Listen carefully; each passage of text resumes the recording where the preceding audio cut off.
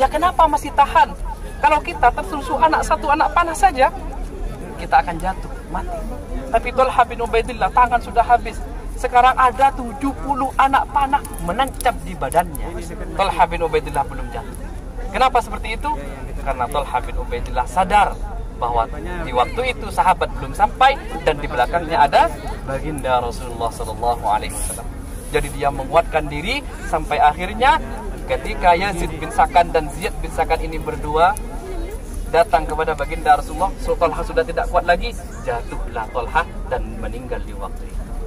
Apa kata baginda Rasulullah? Rasul berteriak kepada para sahabat, wajabat lakal jannah ya Thalhah, wajib bagimu surga Allah Subhanahu wa ta'ala.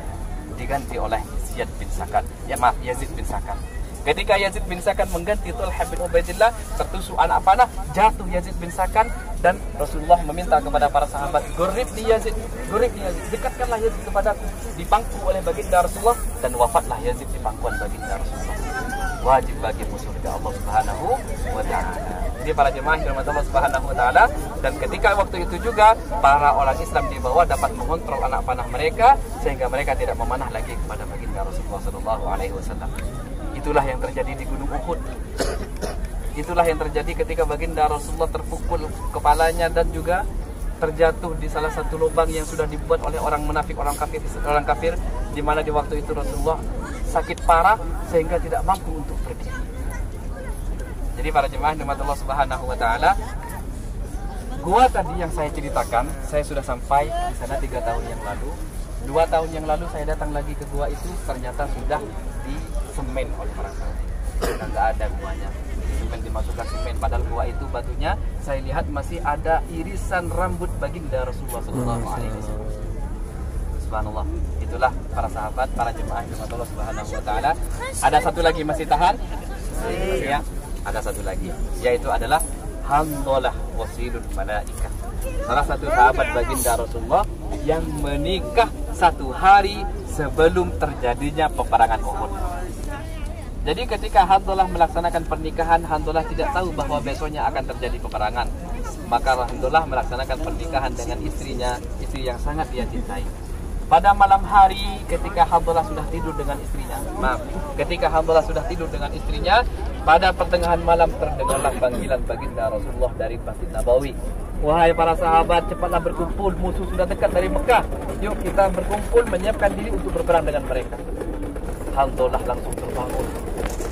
Ketika Handhalah bangun, langsung mengambil baju perangnya. Kata istrinya bangun kepada Handhalah, wahai Handhalah, mau kemana kamu? Kamu mau kemana? Kita baru menikah. Apa kata Handhalah? Wahai istriku, saya sangat mencintaimu. Namun panggilan Rasulullah lebih berarti bagiku. Subhanallah. Istri mana yang tidak sedih di waktu itu para jemaah? Pada waktu 1 malam aja berkumpul dengan suaminya. Lalu apa kata istrinya?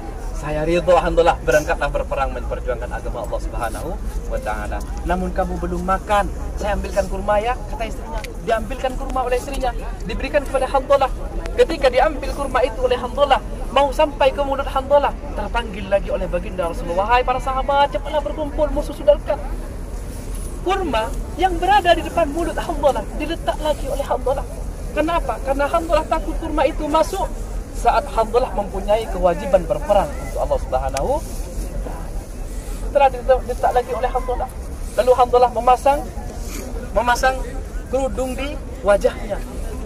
Lalu istrinya bertanya, wahai Handhalah, kenapa kamu pasang kerudung di wajahnya? Tidak seperti sahabat yang lain. Sahabat yang lain membuka wajahnya. Apa kata Handhalah? Saya takut ditemui oleh baginda Rasulullah. Saya takut dijumpai oleh baginda Rasulullah. Karena apa? Karena salah satu kewajiban perang bagi orang yang tidak baru menikah. Orang yang baru menikah tidak wajib perang. Handhalah menutup wajahnya supaya tidak diketahui oleh baginda Rasulullah, supaya dia bisa ikut. Kalau payah. Oke, kita berputus sebentar lagi ya. Oke, karena kita bersingkat sedikit. Jadi ikutlah Handhalah perang. Ketika ikut Handhalah perang, maka yang terjadi di waktu itu, yang wafat di waktu itu salah satunya adalah Handhalah. Maka istrinya mencari baginda Rasulullah, menangis, ya Rasulullah, di mana Handhalah? Bagaimana Handhalah ya Rasulullah? Apa kata Rasulullah? Kenapa kamu menangis? Tak ridhokah kamu Handhalah dibersihkan surga oleh Allah Subhanahu wa ta'ala? Apa kata istrinya? Ya Rasulullah, saya menangis bukan karena itu ya Rasulullah. Saya menangis karena saya takut Handhalah disiksa oleh Allah. Kenapa itu? Karena Hanzalah belum mandi wajib ya Rasulullah. Hanzalah belum mandi wajib, dia wafat di medan peperangan. Bagaimana ya Rasulullah? Tenang istri Hanzalah, kata baginda Rasulullah. Hanzalah sekarang sedang dimandikan oleh malaikat. Maka ketika sahabat Uhud semua yang sudah meninggal disatukan, ada satu badan yang basah dari ujung rambutnya sampai ujung kakinya. Kata sahabat, wahai ya Rasulullah, ada satu sahabat basah. Kenapa itu ya Rasulullah? Itu Hanzalah yang baru saja dimandikan oleh malaikat. Para jemaah yang Allah Subhanahu wa taala, itulah singkat supaya kita tahu.